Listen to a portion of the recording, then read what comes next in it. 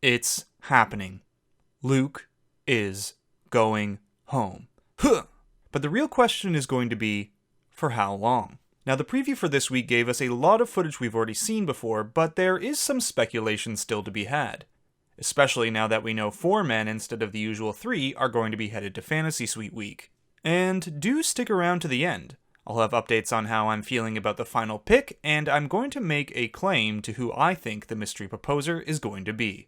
Also, as per usual, please don't post spoilers from future episodes. Sleuthing, however, is always encouraged. So with that being said, let's sleuth. We're here in Crete, Greece. Okay, first things first. Crete, Greece. Okay, not much showing up. What if I search Crete, Greece, windmill? Okay, there we go.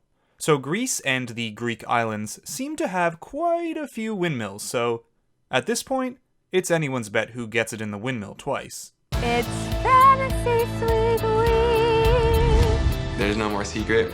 I am in love with Hannah. With this soundbite of Peter, I'm guessing the will he tell Hannah he loves her storyline is being hinted at once more, and he'll definitely be telling her how he feels next week. I want you to be the last person I wake up to. Forever. This is what I want for the rest of my life. Next week. Here's Tyler, as we speculated in previous videos, giving the red swimsuit massage during Fantasy Suite Week. And I noticed a number of people pointing out this windmill in the background during this date with Luke. Obviously, if Hannah later shocks Luke with the windmill revelation, it's not with Luke that the double windmill get-down happens, but I like y'all's eye, and it sure would be funny if that was the windmill, but not with Luke. On a knee, asking my future wife to marry me. You look full in love. Really? Sorry, I think what he meant to say was, you look full. Really? Well, Jed seems really happy to be here. I don't think Luke needs to be an option any longer. I need some clarity on Luke. Like how honest you want me to be? Jed playing the snitching game. It's building off the end of the last episode where Jed was upset with the idea of him being a, quote, toss-up with Luke at the rose ceremony. Jed seems to have come a long way from night one's jealousy doesn't get you anywhere to, I need to know why you're considering Luke. And if you're going, he just wants to clarify on Luke, not get all white knighty, I'll refer you to this shot from the Week 4 preview. Stop with my mind. I just don't fully understand how you can be as amazing as you are and even consider someone like him. Back then, it looks like they were setting it up as if it were Jed and Garrett at odds, but we now know it's Luke. Which pretty much is the answer to every question this season so far. When in doubt, it's Luke. And normally I might say something like this won't end up well for Jed, but he actually might come out looking even better in Hannah's eyes because of what happens with Luke next. So let's talk about sex. And let's say you have had sex with one or multiple of these guys. I'd completely remove myself from this relationship. Okay, we've seen this a bunch, but I just love how this reaction from Hannah here goes from 10 to 0 in like 2 seconds flat. You don't own me. You don't get to decide what I can and can't do. My husband would never say what you've said to me. Now, I can't say I'm surprised by any of this. Well, one, because it's been in the previews for weeks now, but the seed of Luke's comments here were planted way back after Garrett and Hannah's skin-to-skin bungee jump date. Who would want to be naked with that guy? There is no way Hannah went bungee jumping naked with Garrett. So you can begin to see that, just like any good villainous moment, there were seeds of what was happening earlier on in the show. All the warning signs were there, we should have paid attention. Moving on. I have had sex. And honestly, Jesus still loves me. It's all coming up next week. And that's the preview, ending with Hannah flipping the bird to Luke as he goes home. So without a doubt, I do believe Luke is being sent home. This is the week. But Bachelor Nation has been so used to Luke coming back or somehow getting a rose week after week that I understand if you're thinking this won't be the last we see of him. And you may be right. The producers have teased this mystery proposer and the idea of someone coming back with a ring to propose, and that totally fits Luke's MO, especially after he gets reprimanded for something. We've seen it many times before. Luke gets scolded by Hannah, he comes back with a big gesture. Send him home? I want to move mountains for you. I want to move mountains for you. Heavy talk on the couch. Hannah, I'm sorry, it's all my fault. I realize that now. And it's been completely my fault that we have gotten here. Dramatic fight with Garrett. I love you, and look at the drama we've been through together. I've gotten to see sides of you that I know they haven't seen yet. Because we've had to deal with all this crap, so to speak. And listen to what Luke's own brother has to say about him. For him, it's how quickly can he, realize it? And then once he realizes it and he sees like, okay, that wasn't cool, like you will see the most humble guy. Starting to sound familiar? Does something wrong, realizes he didn't like that, comes back. Listen to the rest. You will see the guy that's like, I can't believe I was like that. I want to make this right.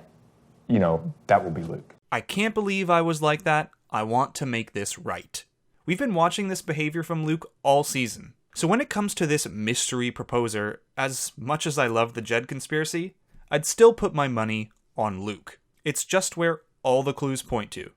We can see from the mystery proposer preview that we are very likely still in Greece, so it's probably right after or some point soon after Luke gets eliminated. Now, I could easily see Luke being a little hot-headed or flabbergasted after the emotional departure to come, so it would make sense that he sleeps on it and then comes right back the next day, just as we've seen him do time and time again.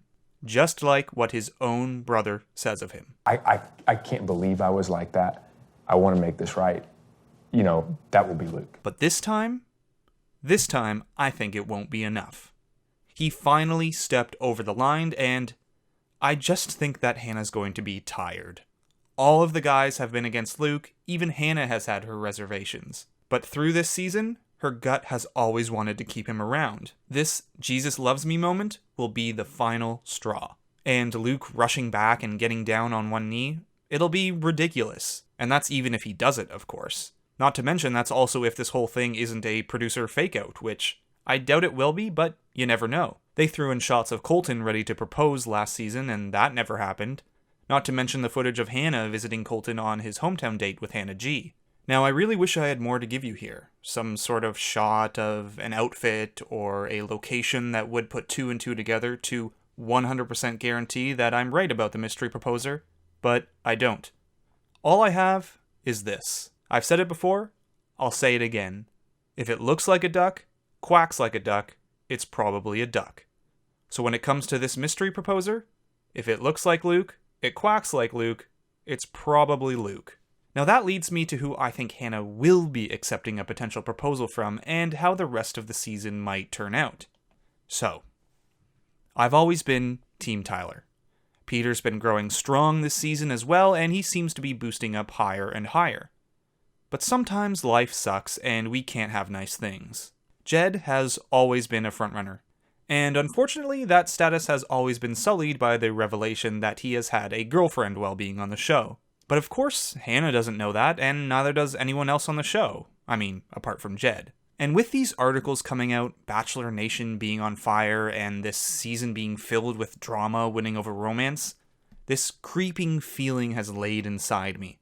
One that's always been there, but I've been hoping would never rear its ugly head. That Jed will win.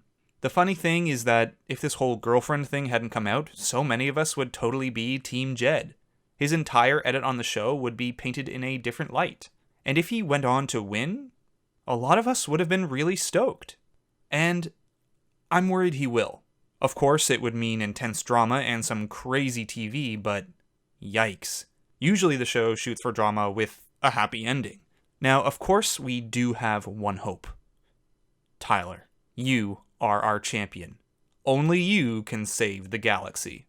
Peter, I do think he's on the chopping block. With the whole Luke thing that happens this week, I imagine he'll be going home at a rose ceremony either at the end of the next episode that's quickly thrown together or early on in the week after. Depends on how they plan on structuring the next 2 weeks, as we're only a few Mondays away from the finale on July 29th. So, if you're having that nagging feeling too, focus your energy on Tyler. Because Tyler, you're our only hope. This is our most desperate hour. Help me, Obi-Wan Kenobi. You're my only hope.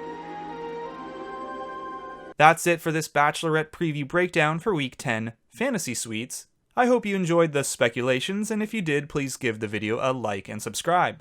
We've got just a few more episodes to go before the finale, and then it's right into Bachelor in Paradise. Until next video, Bachelor Fantake, out.